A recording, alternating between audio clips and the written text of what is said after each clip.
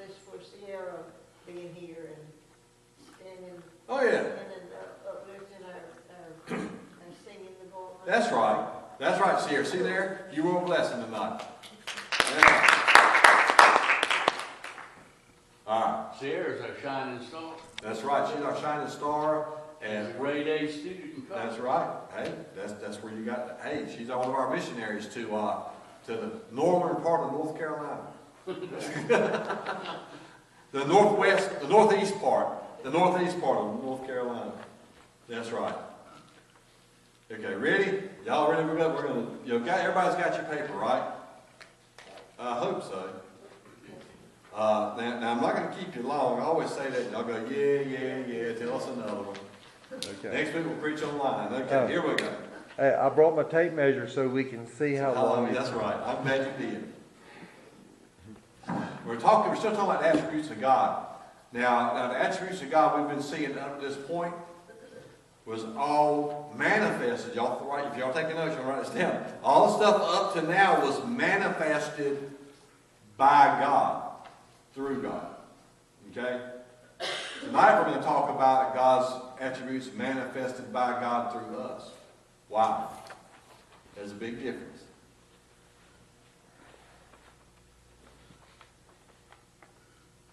That before, manifested by God, through God, and now it's manifested by God through us. There's a big difference. I would like to be omniscient, but I'm not. There's a lot of people think they are.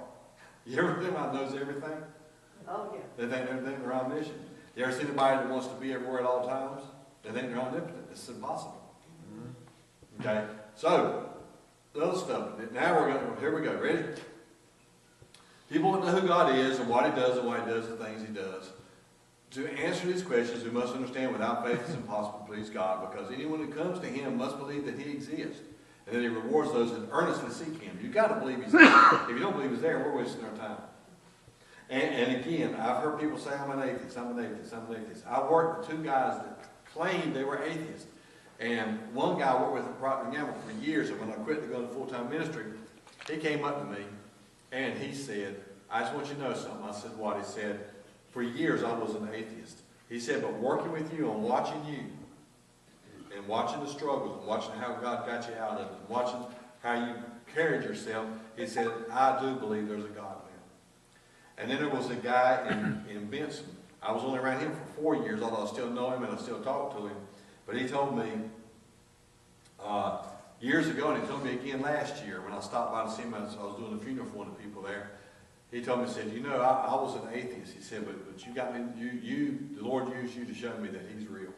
And so people that say they're an atheist, most of the time they're really not as much as an atheist as they are an agnostic. And there's a difference. An atheist believes there is no God. An agnostic believes that there is a God, but we can't communicate with Him. He just set the world in motion, set it spinning, and He went on. That's a deist. I know, but it's also, trust me, this is also, I know we're going to talk about this. You and I can talk about it after service. Okay. But it is agnostic. An agnostic is like, I'm trying to think of the guy's name. I can't think of it now. But he was an agnostic, and he just believed that God couldn't be touched. And then he turned around and through the years became an atheist. Atheist. A meaning no, theist God. No God. An agnostic is no knowledge. So, no God, no knowledge. And there is a theist, which is an agnostic. But still, Thomas Jefferson was a theist. But he believed in Jesus. Yeah. So he wrote his own Bible. He didn't write his own Bible. He took and cut out all the sayings of Jesus and posted them on paper and made a book of the sayings of Jesus. All about Jesus. And if you get when you get home, look up Thomas Jefferson Bible. It's all about the Gospels.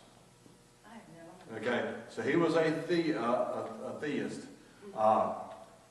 There's theist and there's deist, and then there's, doe, a deer, female deer, but agnostic, no, you cannot know Him. He's there, but you cannot know him. Atheist is there is no God. Right? There's a difference. I work around people all the time. They say they're atheists, no God, but when you get around talking to them, you find out that actually they're agnostic. They know they have no knowledge of him. Okay? And maybe that they use it for an excuse because they don't want to. Right. Yeah, me and Ed had this discussion before. Last year, I think it was, year before last. And so the reason I said we'll talk about that, I don't want to get any more just confusing than it already is. I mean, I didn't mean to sound rough to you. That's all right. I just, man, let's don't confuse the facts with more facts. All right. You hear what I'm saying? Yeah. Did that make sense? Be a duck for now. Yeah. Huh? Be a duck for now. Be a duck. Yeah. Water don't stick to a duck. Okay. Just let it, Okay, just be a let duck. it go. Okay. So here we go. We got to believe that God is. So you cannot be, Hebrews 11 says you cannot be an atheist and deal with God. Also, you cannot be an agnostic and deal with God, because one says, I believe he exists. That shoots down the atheist. Okay? Atheist. Remember, atheist, no God. And he rewards them to earnestly seek him. That shoots down the agnostic, which is no knowledge. Alright? So, either one of those, Hebrews 11:6 just shoots those both in the head. So here's the moral attributes of God. The character of God relating to his creation outwardly. Right?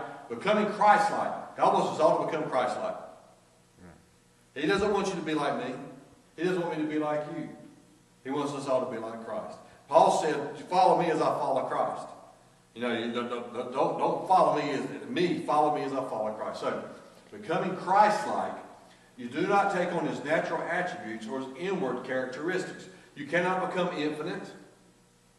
You cannot become self-sufficient. You cannot become self-existent, omnipotent, or omnipresent. We can't. That's stuff that is manifested by God through God. Okay? Manifested by God through God. He uses people when he's doing this, he's using people. Because has anybody ever come up to you and said, I just had the strangest urge to stop by and talk to you, or I just had the strangest urge or I just felt a little voice telling me I knew you needed some help. You know, I stopped to get some groceries this morning at Walmart, and there was a lady behind me, an older lady, and she was just a chatty patty, and of course, I was trying to be quiet. Yeah, right. And she had a big old cart. I'm not kidding. It was that high with stuff she had bought to put all her Christmas stuff in. I bought a Christmas tree because it's half price and all this stuff. And she said it kept falling out of her cart, and we were waiting in line. And so I reached down and picked the stuff up, put it back in, and we're talking. And I said, as we get released, she says, I said, I forgot what I said to her. She said, I'm just going to need help getting it in my car. And I was in a hurry. And I heard the Lord say, she needs to see grace in action. So I said, okay, I'll wait for you. I didn't know there was going to be 25 price checks. Oh my gosh. And I didn't know that she was going to drop more stuff on the floor and pick it up and roll under somewhere, and they had to chase it down. And then we go carry it out to the road, and as we're carrying it out to the road, she always drops some more stuff. So we finally get to her car and her truck, and she opens up the back, and she got to put down the seat, so she puts down the seat, and I said, we're going to put this here. She said, no, put it over here, which made a mess. And I just said, glory to God. Glory to God. And as I finally closed that door, I said, he set me free. Yes, he set me free. But I just said, I know, Lord, I believe with all my heart, your omniscience and your omnipotence. You sent me in your omniscience knowing that she was going to need me to be in front of her, and then you showed her omnipotence when she couldn't lift up stuff and I could. You know what I'm saying? So God was manifesting himself, what he was doing for her through my actions, and y'all do the same thing all the time. You don't even realize it sometimes. God's using you to be his hand extended. You have no idea. I know today in Walmart, the good Lord sure did step on me because I was getting mighty. Man, I was short and about as wide as he was tall. And slow, and everywhere I moved, he was right in the way.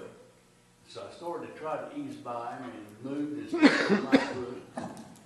He said, I'm sorry. I said, and I reckon good Lord got me there. I said, that's all right, I won't want him to do it. And finally, I got away from it. But I tell you, you can get aggravated. Oh, you get aggravated there quick. And so I was trying to hurry up because I had somebody waiting on me. So I was about 20 minutes late because I spent 20 minutes waiting on helping this lady. But I believe that she needed, and I didn't even notice until I got in. I didn't even notice until I got in her truck. She was handicapped. So again, there was another thing. She wants to be doing stuff. So again, here it is. But you can take on his moral attributes cause your profit. I'm telling you sometimes I type when I'm asleep. You can take on his moral attributes because you're promised to be conformed to the likeness, because you're promised to be conformed to the likeness of Jesus or his son. And here it is. For those whom God foreknew, okay, he already knew it before you were ever born. He predestined to be conform to the likeness of his son, that he might be the firstborn among many brethren. And I like this. For those he foreknew, of whom he was aware and loved beforehand, he also destined from the beginning, foreordaining them to be molded into the image of his son, and sharing inwardly his likeness, that he might become the firstborn among many brethren. And I love that Message version. God knew what he was doing from the very beginning. Imagine that. I hear people all the time, and it blows me away, and I've even said it. It blows me away when somebody says, you know, God must have knew I was going to need that. God must have known. Or, oh, I see, God really must have known what he was doing. He did? Wow, that's amazing. Okay, so here we go. God knew what he was doing from the very beginning. He decided from the outset to shape the lives of those who love him along the same lines as the life of his son. The son stands first in the line of humility he restored. We see the original and intended shape for our lives that are in him. So, this is my glasses. Yeah, I reckon I must have had something on my shirt that was greasy as I'm trying to wipe the grease off my glasses. And so I'm always making it worse.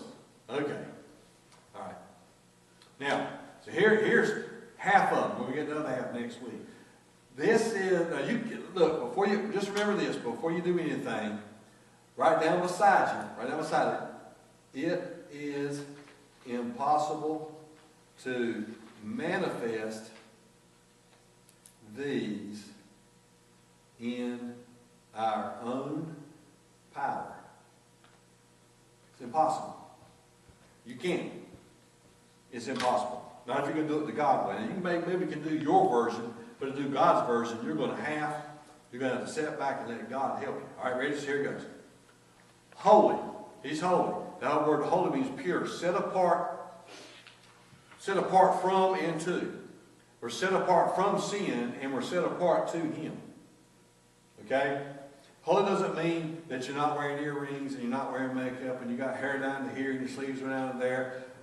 If you look in the early Church of God, I remember I was in the Church of God and people getting me for having a beard. What would God think if you saw you in here with a beard? I'm thinking, well, his son had one.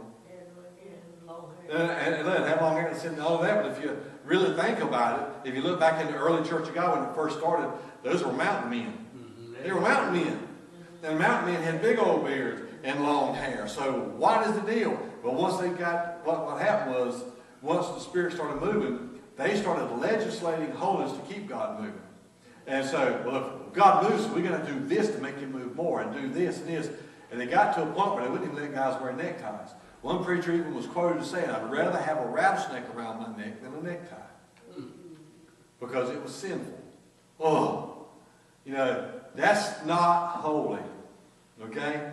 That's not holy. It's holy, all right. It's H-O-L-E-Y, holy, because it's full of holes. That's not holiness. Holiness is purity.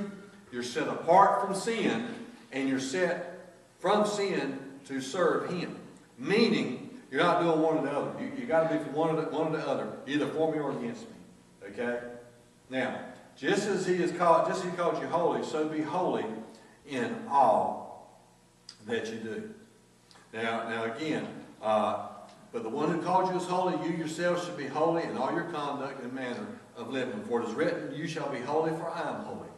Now, holy. Remember, you can't live this life on your own. You cannot get before God and say, okay, you know, I know somebody right now that we could be talking about a certain person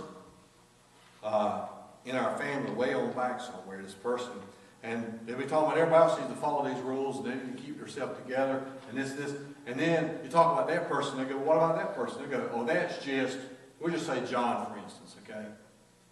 His name's not John, but that's John. That's just the way John is. But everybody else is expected to keep a standard. Everybody else is expected to be a certain way, and you talk about John. Well, that's just John. Everybody knows how John is. That's just John. So I told somebody the other day when they went there, doing it again, everybody says to live this certain life and live a certain way and have a certain caliber of lifestyle. And somebody said, what about John? And they said, well, that's just the way, you know that's just the way John is. I said, that's right. When he gets to heaven and God's going to look in the book of life and go, who was saved? And who trusted me and who lived for me? And he goes, there was David and there was this guy and this guy and this guy. And so, where's John? And he'll go, I don't see his name. But you know, that's John. That's not how he is. Go on, buddy. That's not how it works. Okay? So, there was a movie one time called What About Bob? Remember that movie? It's the funniest movie. The psychiatrist, the guy drove the psychiatrist. Bill Murray drove the psychiatrist crazy. What about Bob? Okay, so holy. So now... Question. Holiness and sanctification, are they very similar? Or are they pretty close to... One is a process. One is a lifestyle. Sanctification is the process of you getting holy. Sanctification is like taking a white shirt that's got all kinds of junk on it And get it over. and dropping in Clorox. Okay? What it does is, God doesn't take you out of the world. He takes the world out of you. And it's like the process of sanctification is where He takes the world out of you. Your desires change.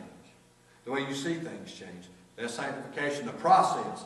Once you're sanctified, then you're going to be holy. Because it says sanctified holy. So sanctification is the process. It's the washing machine. Once it's come through the dryer, it's holy. Okay? So, or the clothesline. That's an awesome question. And I didn't shut you down. No ducks that time. Yeah. Don't need a duck. You bet you I went out.